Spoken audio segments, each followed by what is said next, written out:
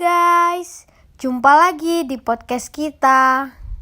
Kali ini podcast kita agak berbeda nih. Kita akan membahas revolusi industri sesuai judul podcast kita. Oh iya, sebelum kita lanjut, pasti ada yang baru pertama kali nonton podcast kita. Bagi yang belum tahu kita, perkenalkan ada aku Revina Irene. Ada aku Jennifer Diosinta. Ada aku Elizabeth Christie. Dan pastinya yang paling ganteng sendiri di sini adalah aku, Herodion. Dan kali ini kita kedatangan narasumber. Tentunya kalian pada belum kenal pasti dengan narasumber kita yang satu ini. Dia adalah Jasinda. Hai semuanya, kenalkan nama aku Jasinda, aku dari Surabaya, aku masih berumur 17 tahun. Aku seorang siswi di sekolah SMA Advent Surabaya. Gimana kabar kalian saat menjalani hari-hari pada masa COVID begini? Baik-baik aja, tapi ya gitu, bosan di rumah terus. Mau keluar harus pakai masker dan patuhi protokol kesehatan. Jadi mager mau keluar, ribet deh. Sama Jen, aku juga bosen Pol. Mana lagi tugas banyak, tambah hari bukannya tugas tambah berkurang. Ini malah tambah banyak. Pusing. Aku baik-baik aja sih, tapi ya gitu, aku juga bosan. Ternyata semua di sini pada bosen ya. Sama kayak aku. Mau nongkrong sambil wifi di warkop takut kena obrakan. Mau ngumpul sama teman-teman juga masih nggak boleh berkerumunan. Bosanku parah pokoknya. Nah, ngomong-ngomong di tahun 2021 ini, kan lagi masa-masanya revolusi industri 4.0. Iya, Apa sih yang kamu tahu tentang revolusi industri 4.0? revolusi industri 4.0 di mana era baru ini ditandai dengan berintegrasinya beberapa teknologi sekaligus yaitu biologi, fisika, dan digital. Perpaduan teknologi ini memungkinkan pelaksanaan proses produksi menjadi lebih mudah dan cepat secara produktif. Contohnya apa? Contohnya, jika kita mau membeli sesuatu namun tidak ada uang cash di zaman sekarang, tidak perlu khawatir. Kita bisa bayar melalui M-Banking atau OVO atau GoPay dan masih banyak alat transaksi online lainnya. Apalagi kan lagi pandemi seperti ini, banyak orang yang membeli maupun membayar melalui online. Nah, sekarang kan lagi pandemi gini. Kamu suka belanja online gak sih? Oh, tentu saja. Selama belanja online pernah nggak sih kamu bernegosiasi dengan penjualnya? Pernah sih pas itu beli sesuatu lalu orangnya kehabisan stok warna yang aku pilih. Dan akhirnya aku memilih warna lain, tapi sempat penjualnya menawarkan lain juga dan disitulah kami bernegosiasi tentang warna dan kualitasnya terjamin atau tidak. Ada nggak sih penghambat untuk terjadinya perkembangan zaman? Kalau ada, coba sebutin. Kalau bagiku mungkin orang-orang yang nggak setuju atau nggak mau ngikuti perkembangan zaman atau revolusi ini. Kira-kira kenapa orang-orang kok nggak mau? Mungkin mereka berpikir pendek untuk kedepannya, takut kehilangan pekerjaan dan digantikan oleh robot. Bagimu, perkembangan zaman ini sangat berguna kan?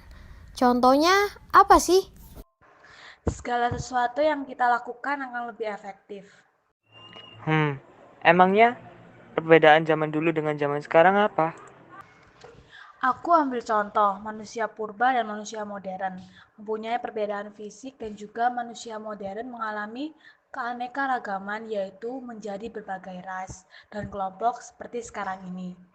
Keanekaragaman tersebut dapat kita lihat dari perbedaan bentuk tengkorak, tingkat tonjolan wajah, kekokohan dahi, dan lain sebagainya. Nah, terus contoh dari perkembangan zaman yang kamu rasakan sekarang ini apa sih? Ya, sekolah online sekarang ini, kalau misal teknologi tidak berkembang, mana bisa kita sekolah online gini? Ngomong-ngomong tentang perkembangan zaman, pastinya kalian pada tahu di Indonesia kan ada agama, salah satunya Kristen dan Katolik. Dan Tuhan Yesus mengajarkan tentang perumpamaan. Nah, Jasinda, menurutmu nih gimana pandanganmu tentang orang zaman dulu yang menanggapi tentang perumpamaan Tuhan Yesus? Menurut pandanganku terhadap orang-orang pada zaman dulu yang percaya kepada Tuhan, mereka percaya akan perumpamaannya dan menerimanya dengan iman dan mengerti, meskipun pemahaman mereka secara penuh terjadi melalui sebuah proses. Sedangkan orang-orang yang tidak percaya kepadanya menolak perumpamaan karena bertentangan dengan pemikiran mereka. Mereka menolak menangkap dan mengerti kebenaran Allah. Ngomong-ngomong, pelajaran apa sih yang bagimu yang susah dipahami? Matematika ya pasti. Hahaha, matematika gitu-gitu berguna loh di kehidupan nyata. Contohnya ya, materi matmu sekarang tentang trigonometri kan? Iya, Oh oke, contohnya ya, dalam industri teknik penerbangan, kita dapat memperkirakan kecepatan, jarak, dan arah mata angin. Ngomong-ngomong tentang perkembangan zaman nih, pastikan ada cerita masa lampau yang kita pernah ceritakan atau mungkin orang tua kita pernah menceritakan.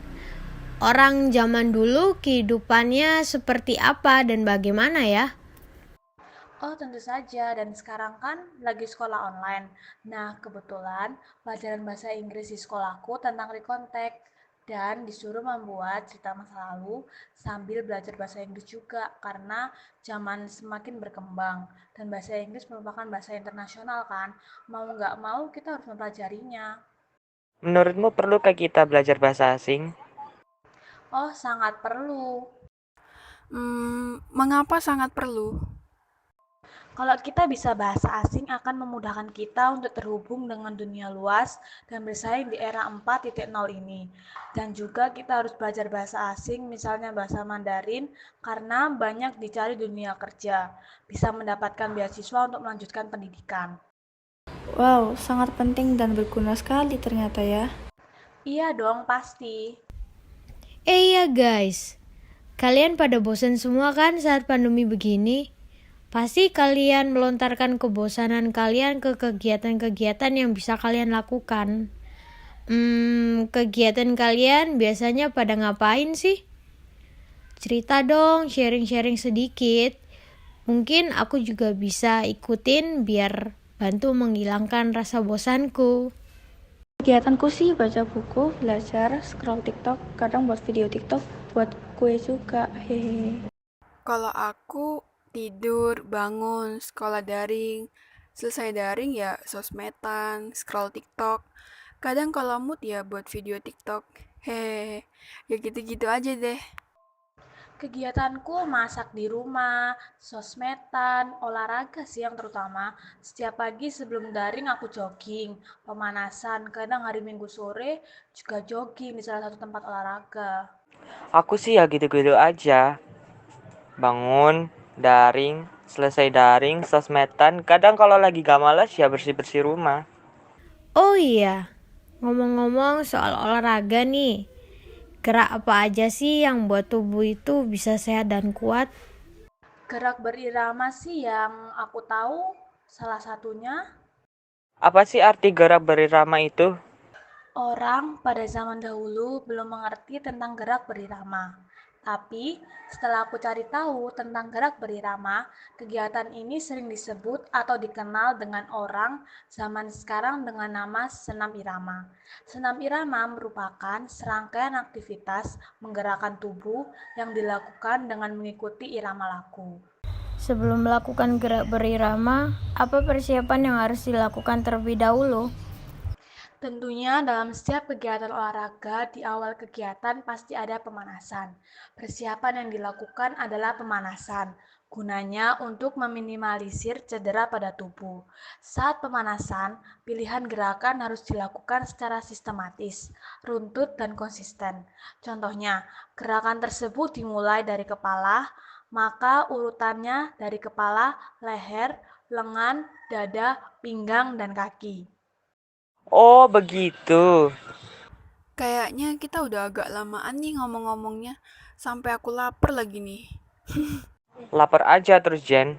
Oke deh, karena si Jenny udah lapar, kayaknya cukup pembahasan kita tentang revolusi industri hari ini. Terima kasih buat Jacinda yang sudah menyempatkan waktunya untuk hadir di podcast kita. Sama-sama, terima kasih kembali karena sudah mengundang saya di podcast ini. Oke, terima kasih Jacinda telah memberikan pengetahuan kepada kita dan para pendengar. Semoga lain waktu kita bisa bertemu lagi. Iya, sama-sama. Oke guys, terima kasih udah setia menonton dan mendengarkan podcast kita sampai akhir. Semoga banyak pelajaran baru yang tersampaikan ke kalian semua yang menonton. Jangan lupa buat Subscribe. Like, komen dan Share. Thank you for watching guys. Bye.